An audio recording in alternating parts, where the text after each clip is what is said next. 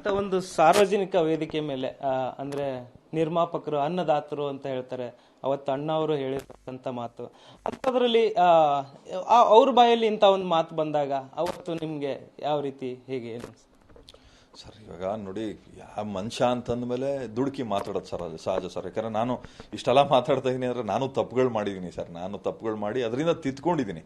ಪದೇ ಪದೇ ಒಂದೇ ತಪ್ಪನ್ನು ಮಾಡಿಕೊಂಡು ಕಲ್ತಿರೋದನ್ನೇ ಎಷ್ಟು ಸಲಿ ಅಂತ ಕಲಿತೀರ?